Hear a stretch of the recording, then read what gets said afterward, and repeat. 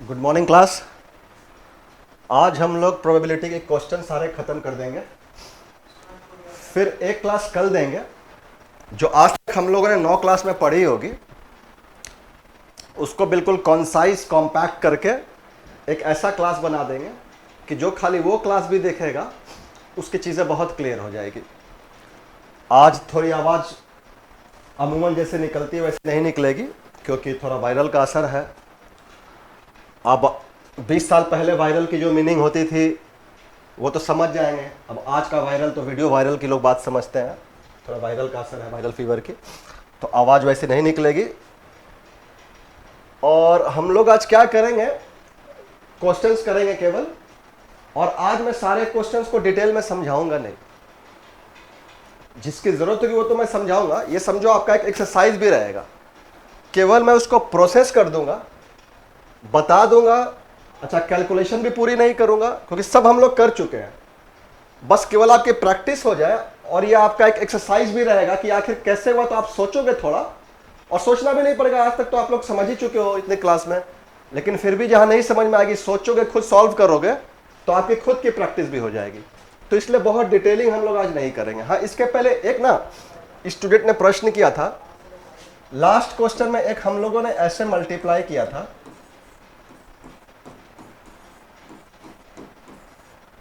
और हम लोगों ने ऐसे लिखा था।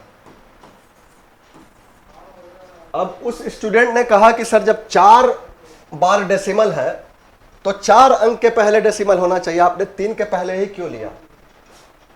तो अब कहीं ना कहीं वो स्टूडेंट अपनी बिल्कुल बेसिक डेसिमल भूल गया है। ये एक्चुअली हम लोगों ने 4 अंक के पहले ही लिया है। हुआ क्या है, आप जो 3 into 4 करोगे 12, 12 5 जा 60, 66 जा 360, ठीक है। और आगे एक 0 लगा के देखो, लिया 4 अंक के पहले ही है, लेकिन डेसिमल के बाद अगर 0 है और 0 के बाद अगर कोई नंबर नहीं है तो वो 0 की कोई वैल्यू नहीं रहती है। इसलिए हम लोगों ने इस 0 को हटा दिया था। ये अज्यूम कर लिया कि आप लोग समझ ही जाओगे, तो है वो 4 अंक के पहले ही, लेकिन इस 0 को हम लोगों ने नहीं लिया है। कहने का अर्थ यह है कि 5.0, 5 या 5.00 ये तीनों एक ही है, क्योंकि डेसिमल के बाद कोई नंबर नहीं है। हाँ, इसके बाद अगर फिर कोई एक नंबर रहता तब तो बात अलग है। तो डेसिमल के बाद अगर 0 है और 0 के बाद कोई नंबर नहीं है तो वो 0 की वैल्यू नहीं है। तो लिया हम लोगों ने 4 के पहले ही है, पर चूंकि 0 है तो इसलिए आपको 3 के पहले दिख रहा है। खैर फिर भी ठीक है, उस बच्चे ने अच्छा किया। छोटी सी छोटी भी बहुत लोग के दिमाग में शायद ये बात आई होगी, लोग नहीं पूछ रहे होंगे, तो उसने पूछ के अच्छा ही किया। अब हम लोग क्वेश्चंस पे आते हैं, और फिर मैं वही कहूंगा, आज हम लोग बहुत डिटेलिंग नहीं करेंगे। मैं लिख दूंगा क्या हुआ, कैलकुलेशन वगैरह भी हम लोग नहीं करेंगे बहुत ज़्यादा। यह आपका एक्सरसाइज ही एक रहेगा कि ये हुआ होगा तो कैसे हुआ होगा, और मुझे लगता है उसकी ज़रूरत भी नहीं पड़ेगी, आप समझ ही जाओगे। तो अब हम लोग आ रहे हैं क्वेश्चंस पे। कह रहा है सविता हमीदा 2 दोस्त हैं, इसकी क्या संभावना है कि दोनों का बर्थडे डिफरेंट होगा? दोनों का बर्थडे डिफरेंट होगा तो इसका मतलब है ऑल पॉसिबल इवेंट,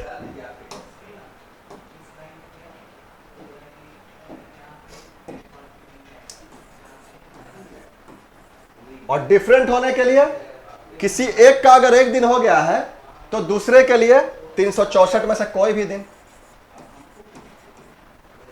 ठीक है। सेम बर्थडे, सेम मतलब जिस दिन हम जन्म लेंगे, अगर हम 7 जनवरी को लेंगे तो दूसरा को भी 7 को ही लेना पड़ेगा।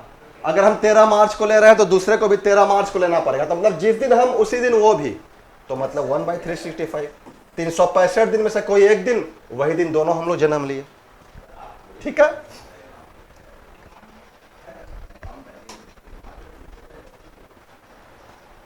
एक से 20 तक की टिकट है, इसको मिक्स करके हम एक टिकट निकाले। इसकी क्या प्रोबेबिलिटी है कि वो 3 या 5 का मल्टीपल होगा? मतलब 3 और 5 दोनों का नहीं होगा, वही एलसीएम वाला। मतलब कहना यह चाह रहा है कि 15 का मल्टीपल नहीं होगा, 3 का हो या 5 का हो। आपको मैं उस दिन बता ही चुका हूं।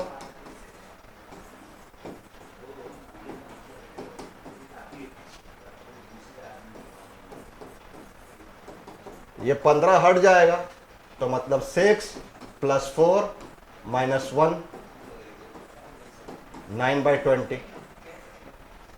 बहुत डिटेलिंग नहीं बताएंगे आज, क्योंकि मैं भी चाहता हूं कि तुम भी इस एक्सरसाइज को करो, और फिर भी मुझे लगता है सब हमने बता ही दिया। टोटल 20 है ना, ऑल पॉसिबल इवेंट 20 है, 3 के मल्टीपल 6 रहेंगे, 5 के मल्टीपल 4 रहेंगे, तो 10 है, लेकिन 15 हट जाएगा, क्योंकि 15 5 और 3 का एलसीएम है, तो वो 3 का भी मल्टीपल है, 5 का भी, तो वो हट जाएगा, क्योंकि और पूछ रहा है मल्टीपल ऑफ 3 और 5, 3 का हो 5 का हो, लेकिन दोनों का नहीं है। 2 रेड 3 ग्रीन 2 ब्लू, 2 बॉल हमको निकालना है, टोटल 7, मतलब 7C2, और कह रहा है ब्लू नहीं होना चाहिए, मैंने ग्रीन रेड में से कोई। बस हमने कहा ही है कि आज सॉल्व नहीं करेंगे, वैल्यू ज्यादा कुछ बताएंगे नहीं, आप समझ लेना, और समझना क्या है आप देख लेना। ब्लू नहीं आना चाहिए तो ग्रीन और रेड आना चाहिए, तो ग्रीन 3 रेड 2, इन 5 में से ही 2 निकालेंगे, हमारे काम की दुनिया, ऑल पॉसिबल इवेंट पूरी दुनिया, 7 में से 2 चुनना है, फिर भी मैं बता ही दे रहा हूं।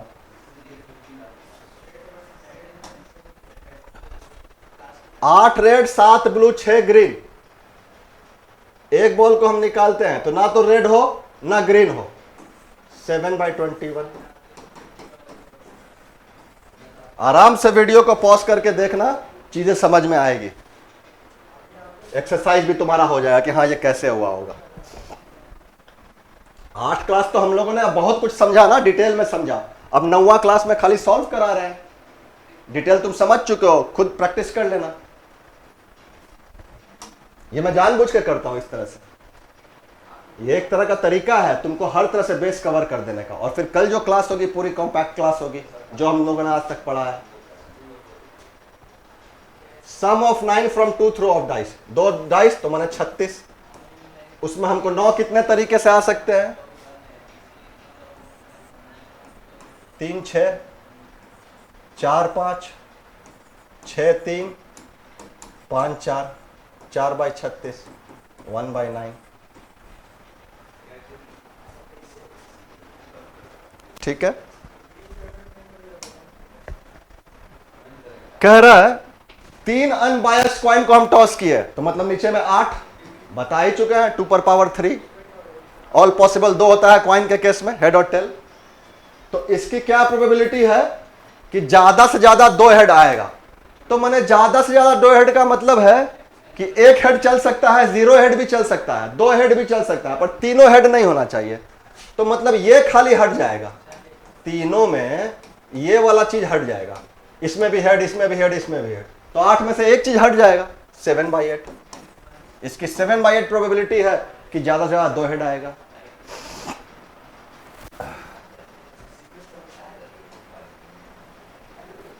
पंद्रह लड़के 10 लड़कियां, 3 स्टूडेंट को रैंडमली सेलेक्ट करना है, मैंने 25C3, 25 में से 3, एक गर्ल और 2 बॉय आ जाए तो एक गर्ल इसमें से 10C1, और एंड का मतलब मल्टीप्लाई 15C2, एक गर्ल 2 बॉय, 15 में से 2, ठीक है।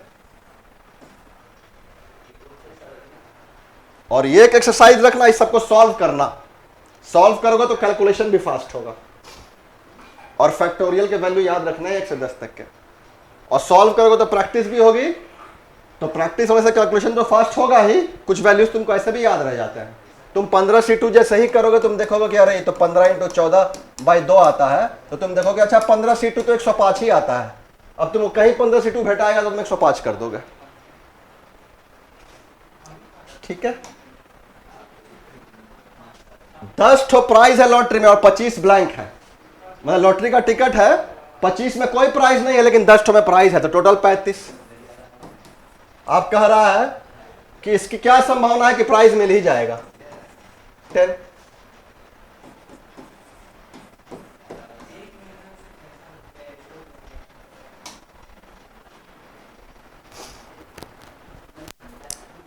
बावन कार्ड में से ताश के बारे में बता ही चुके हैं, 2 कार्ड को निकालना है, मतलब 52C2।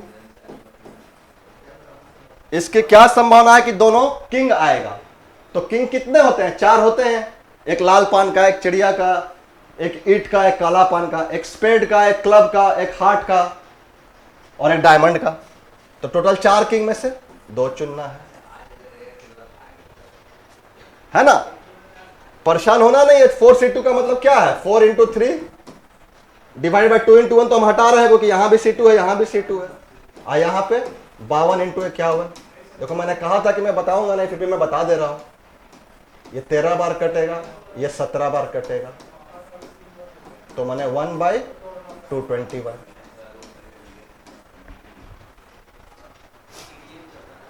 One by 221।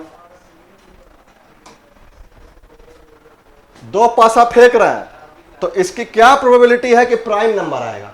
तो दो पासा फेंक रहे हैं मैंने नीचे में 36।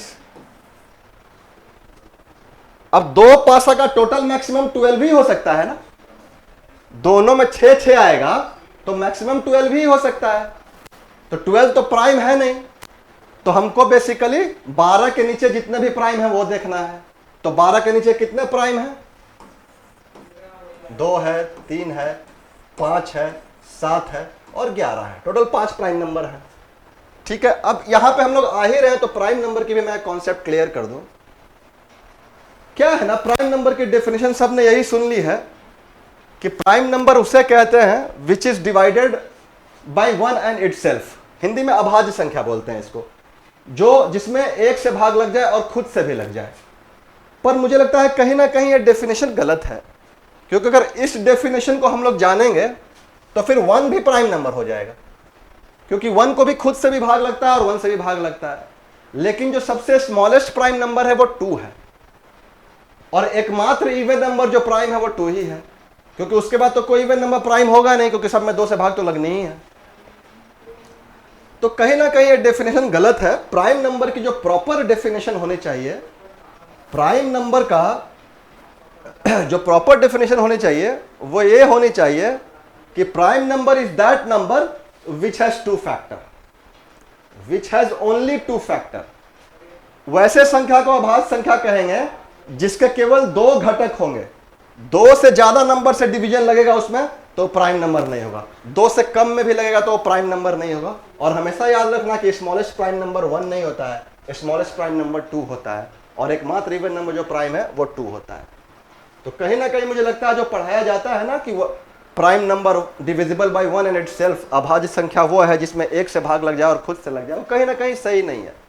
प्राइम नंबर का डेफिनेशन ये होना चाहिए कि विच हैज ओनली 2 फैक्टर्स, 2 से कम भी नहीं, 2 से ज्यादा भी घटक नहीं उसके। खैर, अब हम लोग इस पे आते हैं। तो कितने तरह से हम लोग करेंगे कि 2, 3, 5, 7, 11 आ जाए उनका टोटल, क्योंकि यही 5 प्राइम नंबर है। तो देखो 1, 1 है ना, तो 2 आ जाएगा, 1, 2, 2, 1 तो 3 आ जाएगा,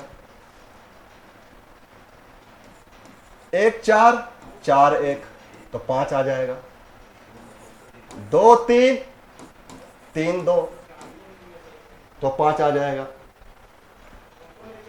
अब 1, 6, 6, 1 तो 7 आ जाएगा, 2, 5, 5, 2 तो 7 आ जाएगा, 3, 4, 4, 3 तो भी 7 आ जाएगा। और अब एक 11 तो ये 5, 6 और 6, 5 तो टोटल कितने हुए? 1, 2, 3, 4, 5, 6, 7, 8, 9, 10, 11, 12, 13, 14, 15 टोटल 15 तरीके से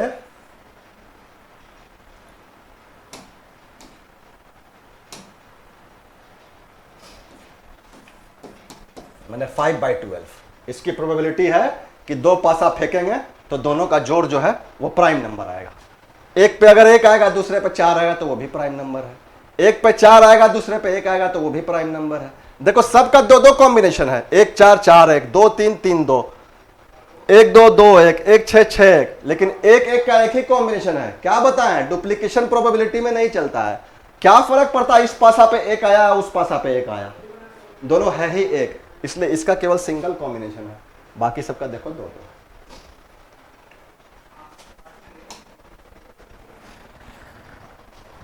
बावन ताश के पत्तों में से निकालना है इसकी संभावना कि क्वीन ऑफ क्लब आ जाए या किंग ऑफ हार्ट आ जाए। नीचे में तो 52 C2, टोटल क्लब के कार्ड 13, उसमें एक क्वीन है ना,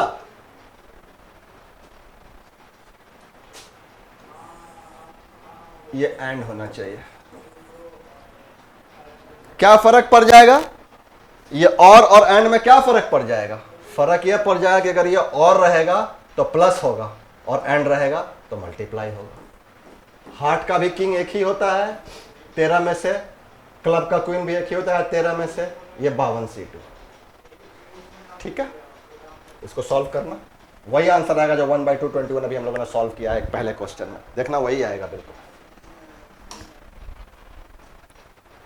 4 सफेद 5 रेड 6 ब्लू बॉल, सभी रेड ही है इसमें। 15/5 1/3। जरूर प्रैक्टिस करना वीडियो देख के, सोचना कहां से हुआ है, सोचना भी नहीं पड़ेगा, जैसे दिमाग में बन रहा है बन ही जाएगा। 52 कार्ड में से 2 कार्ड निकाले,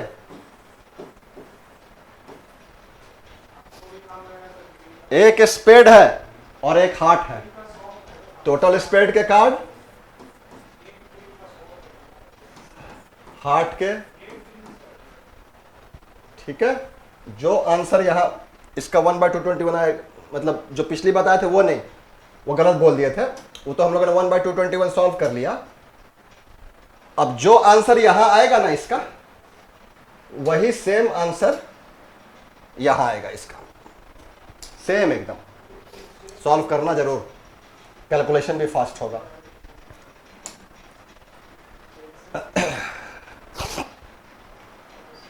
बावन में से एक कार्ड निकालना है, मतलब 52C1। इसकी क्या संभावना है कि वो फेस कार्ड होगा? फेस कार्ड मतलब जिस पे चेहरा दिखता है, एक्का पे ए का चेहरा, गुलाम पे चेहरा दिखता है गुलाम का, जैक पे, क्वीन पे बेगम का और किंग पे बादशाह। Total 16 card.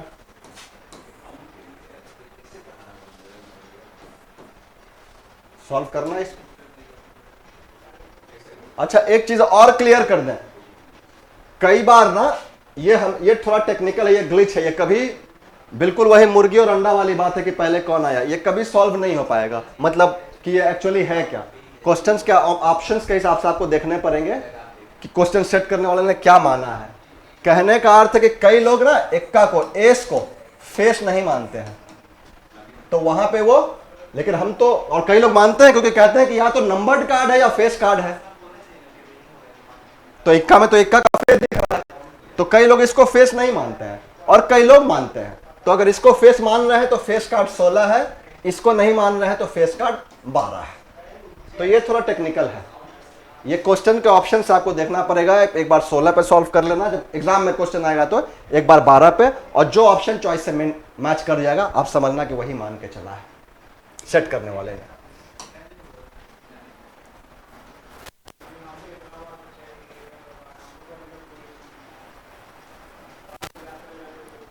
छह ब्लैक 8 व्हाइट बॉल, एक बॉल निकालना है 14C1, उसमें से व्हाइट 8C1, 4/7।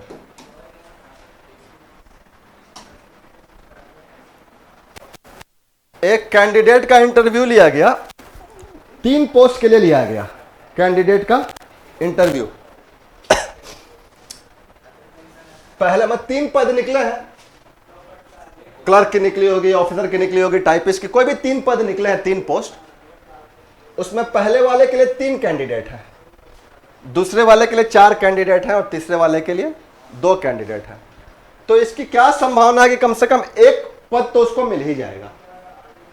तो कम से कम एक वाले में क्या करते हैं, कह रहा है कम से कम एक पद तो मिल ही जाएगा, तो हम लोग क्या करेंगे, एक भी उसको नहीं देंगे।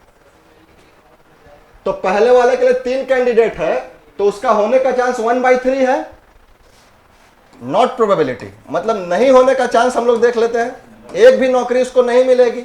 ये हम लोग कर ले, यही सीखे है ना एटलीस्ट वाले में कि टोटल माइनस नन, तो टोटल में से एक भी पोस्ट नहीं मिलेगी, नन बराबर एटलीस्ट 1, यही तो सीखा है। तो नहीं होने की प्रोबेबिलिटी, पहला में 3 कैंडिडेट है तो उसके होने की चांस 1/3 है, नहीं होने की चांस 2/3 है। दूसरे में 4 है तो होने की चांस 1/4, नहीं होने की चांस 3/4, और तीसरे में 2 है तो होने की चांस 1/2 और नहीं होने के चांस भी 1/2। ठीक है, तो मतलब ये 3 खत्म, 2 खत्म, तो 1/4 है कि उसको एक भी नहीं मिलेगा, इसमें से ये घटा देंगे, यही तो बताया है। तो मैंने 3/4 है कि एक नायक उसको मिल जाएगा। 4 में एक चांस है कि एक भी नहीं मिलेगा, तो मतलब 3 चांस है कि एक नायक मिल जाएगा। 18 बोल्ट है। अब फिर बोल्ट देख के हड़बड़ाना नहीं है, लेकिन बोल्ट ये पेज को कह रहा है, नट बोल्ट जो होता है ना वो वाला बोल्ट। उसमें 13 डिफेक्टिव है एक बक्से में, दूसरे में 15 बोल्ट है, उसमें 12 डिफेक्टिव है। दोनों में से एक एक हम निकाल रहे हैं, तो इसकी क्या संभावना है कि कोई भी डिफेक्टिव नहीं है। तो 18 में 13 डिफेक्टिव है, माने 5 डिफेक्टिव नहीं है, और दूसरे में से 15 में से 12 डिफेक्टिव है, तो माने 3 डिफेक्टिव नहीं है। यही है ना। तो ये इसको काट देगा 1/18।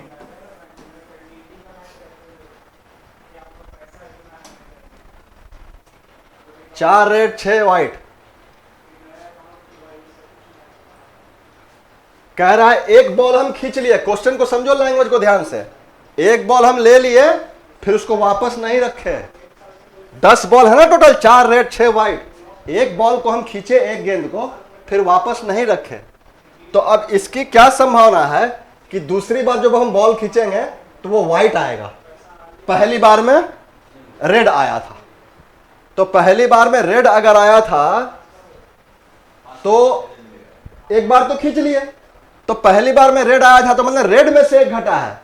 4 में से ये 3 हो गए हैं, व्हाइट में से नहीं घटा है। ठीक है, व्हाइट तो वैसा का वैसा ही है। तो दूसरा बार के लिए मेरा ऑल पॉसिबल इवेंट 9 है, क्योंकि 10 में एक बॉल खींच लिए हैं। 9C1 में 9 में से एक खींचेंगे, और आना चाहिए व्हाइट हमको। तो व्हाइट तो जस्ट है 6 का 6, 2/3।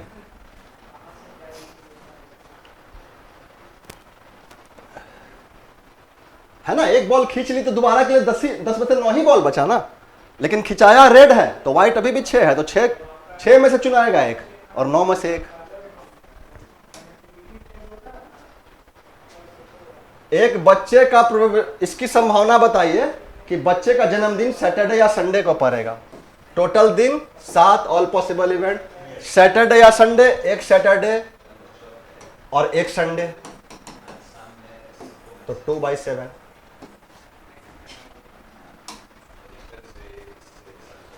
Multiple of 2 in a throw of dice.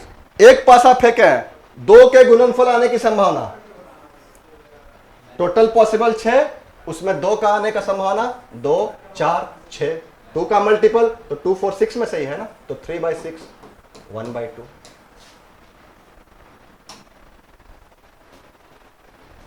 छह लड़के 4 लड़कियों में से 5 बच्चे हमको चुनने हैं। तो इसकी क्या प्रोबेबिलिटी है कि एग्जैक्टली 2 गणना है, या एटलीस्ट वाला नहीं है कि कम से कम 2 आ जाए, 2 ही आने चाहिए। तो पहले तो ये काम कर लो। नीचे में क्या 10C5, 6 बॉयज 4 लड़कियां, उसमें से 5 चुनने हैं। अब ऊपर में एग्जैक्टली 2 गर्ल चाहिए हमको, तो इसमें से 2 गर्ल। तो जब 2 गर्ल चाहिए और चुनने 5 है, तो मतलब 2 गर्ल एंड 3 बॉयज, तभी तो 5 होगा। वो 3 बॉयज यहां से।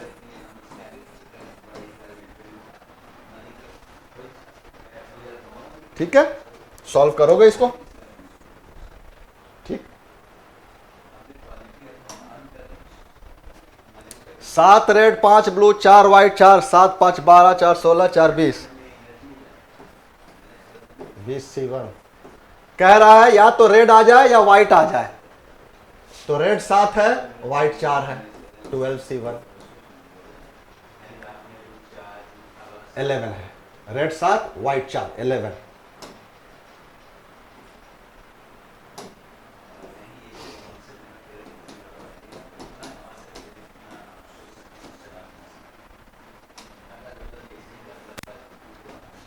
ताश के पत्ते में से 2 खींच रहे हैं हम, तो नीचे में 52C2। इसकी संभावना कि एक जैक है, दूसरा एस है, एक गुलाम है, एक इक्का है, तो 4 गुलाम में से एक गुलाम, और 4 इक्का में से एक इक्का।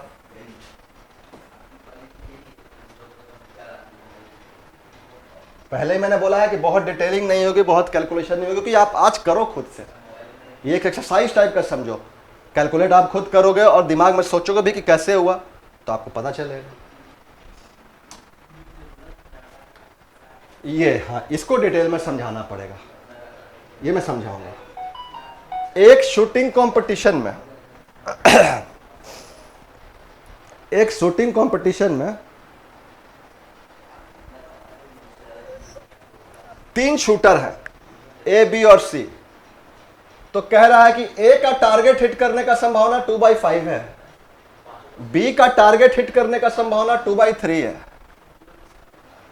और सी का टारगेट हिट करने का संभावना, थर्ड माने सी है, ये 3/5 है।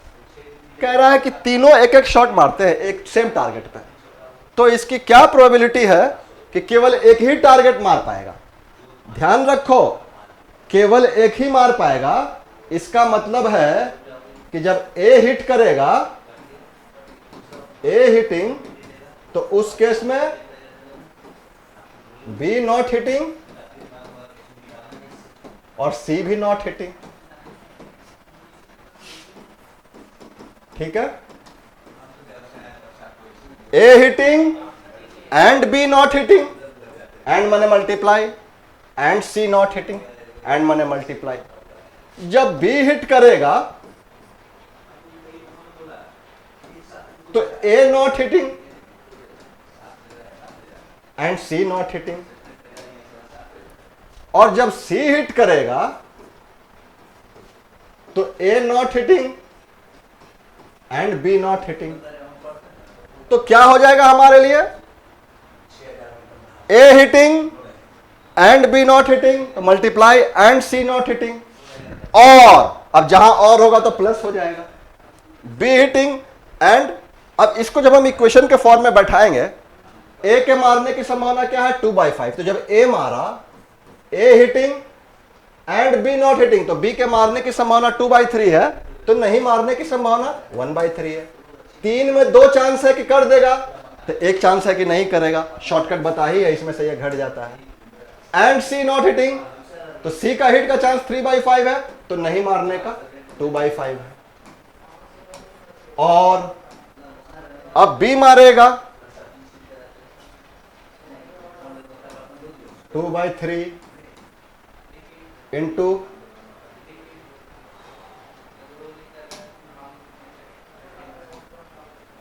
बी मारेगा तो ए नहीं मारेगा, तो ए का नॉट हिटिंग का चांस 3/5।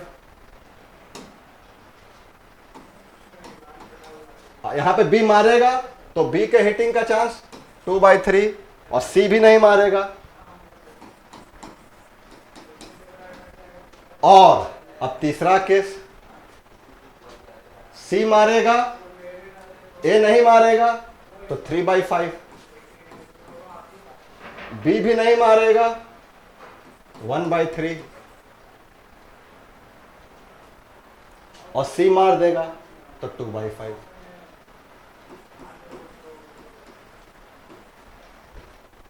है ना, इन सब को सॉल्व करना है तुमको, इन सारे को तुमको सॉल्व करना है। यही है प्रोसेस। कह रहा है कि ए मारेगा तो बी नहीं मारेगा और सी नहीं मारेगा। ध्यान रखना है, लैंग्वेज को अपने आप में फ्रेम कर लेना है। A hitting and B not hitting तो मल्टीप्लाई कर देंगे, and C not hitting multiply कर देंगे, और या बी हिटिंग तो जहां और आएगा प्लस कर देंगे। बड़ा इजीली है, कैलकुलेट हो जाएगा। बस यही प्रोसेस तुम समझ लो। कहना चाह रहा है कोई एक ही मारेगा, तो एक ही मारेगा मतलब जब ए मारेगा तो बी और सी नहीं मारेंगे, जब बी मारेगा तो ए और सी नहीं मारेंगे, और जब सी मारेगा तो ए और बी नहीं मारेंगे।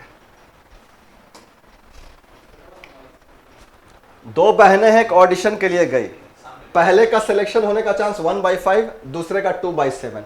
तो इसकी क्या संभावना है कि दोनों सिलेक्ट हो जाएंगे? Both of them are selected, मतलब A selected and B selected. बस सीधा सिलेक्शन का चांस 1/5 एंड है तो मल्टीप्लाई दूसरे के सिलेक्शन का चांस, बस सीधा 2/35। दोनों के सिलेक्शन का चांस है कि दोनों सिलेक्ट हो जाएंगे, 2/35।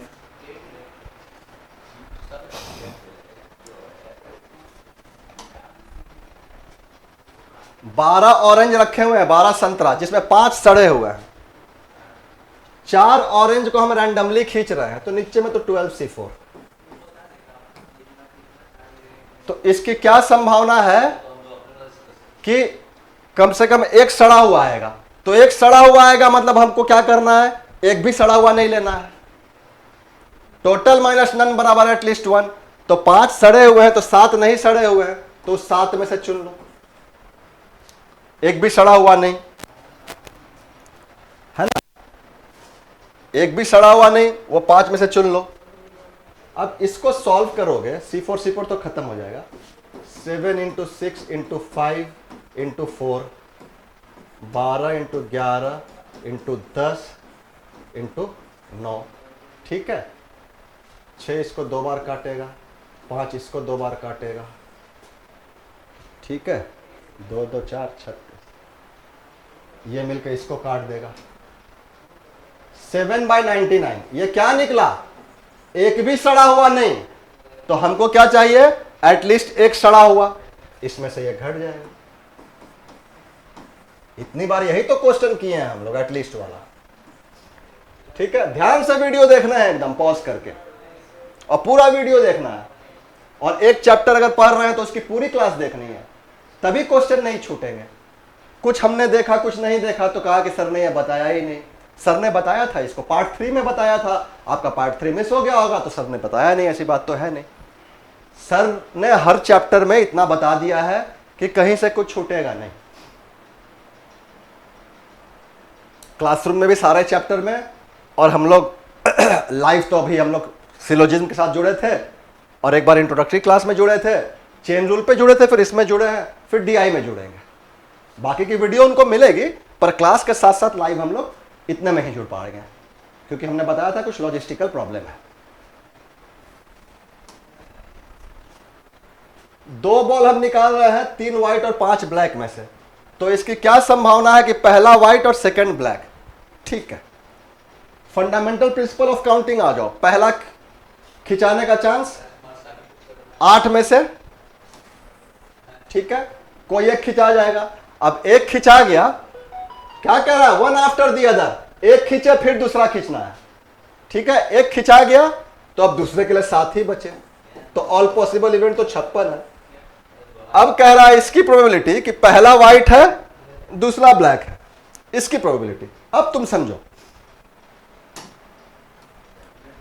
पहला व्हाइट अगर है तो हमारे पास टोटल बॉल 8 है ना, 8 में पहला व्हाइट खिंचा गया, उसकी प्रोबेबिलिटी 3/8।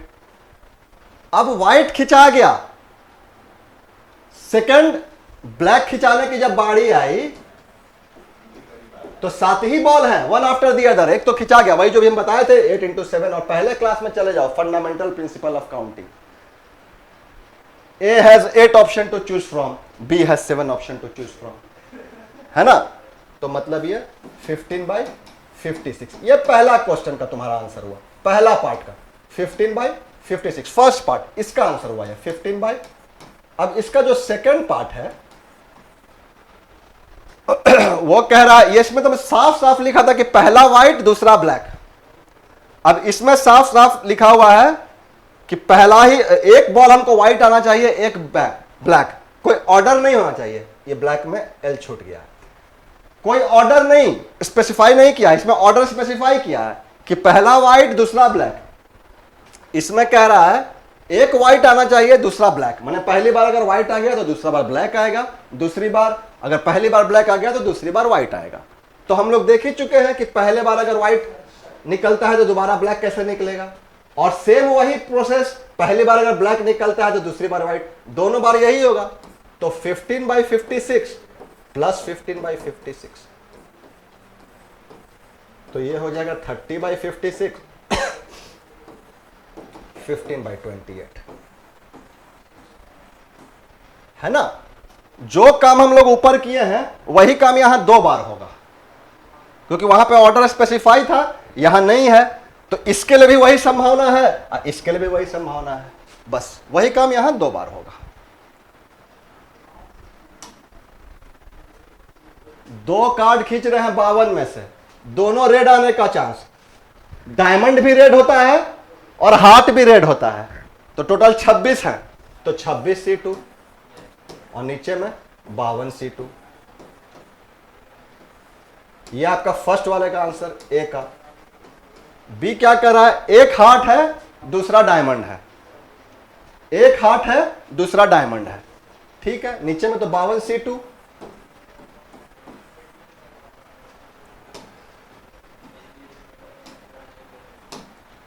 नीचे में 52C2 और ऊपर में एक हार्ट 13 में से 1। अब मैंने क्या कहा है कि जब आप इसको सॉल्व करोगे ना, इतनी बार कर चुके होगे इस तरह के क्वेश्चन बार बार, क्योंकि कार्ड तो कुल मिला के 13 के ही डिनोमिनेशन में रहने हैं, तो ये बार बार 13 इंटू 13 वाला आपको भेटाएगा, तो इसकी वैल्यू तो आपको मालूम ही चल जाएगी। और जब 2 कार्ड खींचेंगे तो हर बार इस तरह का ही आंसर आएगा, तो इसलिए प्रैक्टिस होना बहुत जरूरी है। इसको भी सॉल्व करोगे, ये बी वाले का आंसर हो गया, ये ए वाले का आंसर हो गया। सॉल्व जरूर करना, आज का क्लास अपने आप में एक एक्सरसाइज भी है। चल, all 3 children in a family have different birthdays, तो तीनों के लिए 365 दिन है पैदा लेने के लिए, है ना। लीप ईयर की बात नहीं है, लिख दिया है assume 1 year is equal to 365 days. तो पहले बच्चे के लिए भी चांस है 365 दिन, दूसरे के लिए भी और तीसरे के लिए भी। अब ऊपर में फंडामेंटल प्रिंसिपल ऑफ काउंटिंग की बात आती है। पहला बच्चा किसी एक दिन जन्म ले लिया, अब डिफरेंट बर्थडे है तो दूसरा बच्चा के लिए 364 दिन है जन्म लेने के लिए, और तीसरा बच्चा के लिए 363 दिन है जन्म लेने के लिए। First child has 365 option to choose from, second child has 364 option to choose from, third child has 363 option to choose from. पहले बच्चे के लिए 365 विकल्प है चुनने के लिए, यहां इस केस में जन्म लेने के लिए। दूसरे बच्चे के लिए 364, क्योंकि एक दिन ये जन्म ले लिया और शर्त रख दिया है कि अब तुमको आज जन्म नहीं लेना है, तो अब ये अगर ये 15 अगस्त को जन्म ले लिया तो दूसरा बच्चा चाह के भी आजादी के दिन जन्म नहीं ले सकता है, कहे कि भाई तीनों को डिफरेंट होना है, ठीक है। ये हो गया आंसर। व्हाट इज द 5 लोग हैं तो नीचे में 5 फैक्टोरियल, लाइन में अरेंज होना है। कितनी बार बता चुके हैं, A B C D E. अब क्या करा है, कोई 2 एक साथ बैठेंगे, ए और बी मान लिया, कोई 2, तो क्या कहे हैं कि एक घट जाता है ना, 2 एक साथ हो जाएंगे तो 2 मिलके 1 हो जाएंगे, तो 4 फैक्टोरियल। और फिर ए और बी भी आपस में अरेंज करेंगे, ए बाय में कि बी बाय में, इंटू 2 फैक्टोरियल, 2/5 आंसर होगा इसका, ठीक है। कल एक बार कॉम्पैक्ट पूरा कॉन्साइज करेंगे हम लोग। 10 आर्टिकल हैं जिसमें 4 डिफेक्टिव हैं, 3 आर्टिकल को हम चुन रहे हैं 10C3, तो इसमें से कोई भी डिफेक्टिव नहीं होगा, तो 4 डिफेक्टिव है तो नहीं डिफेक्टिव चाहिए तो 6 बचे। अपने काम की दुनिया 6, पूरी दुनिया 10। इसको भी सॉल्व करोगे, ठीक है। अब खत्म हो गया क्लास। हम लोगों ने 31 क्वेश्चन आज किए और आज सारे क्वेश्चन पूरा कॉम्प्रिहेंसिव चैप्टर खत्म हुआ, प्रोबेबिलिटी का, परमुटेशन का, कॉम्बिनेशन का, सारे चीज खत्म हुए। परमुटेशन विथ रेपिटेशन, जितने तरह के हो सकते हैं कॉन्सेप्ट जो तुम लोग को पूछे जाएंगे। अब तुम लोग कहो कि सर आपने बेस थ्योरम नहीं बताया, बायोनोमियल नहीं, तुमको थोड़ी पूछे जाएंगे यार, तुमको आईआईटी की एग्जाम थोड़ी देनी है। तुम जिस चीज की तैयारी के लिए आओ उसकी बात करो, उसमें नहीं छूटेगा इसमें कोई क्वेश्चन, ठीक है। और कल हम एक और हमने बताया ये 9 क्लासेस का एक स्नैपशॉट टाइप का कर देंगे, तो कल क्लास में जरूर रहना। चलो बाय।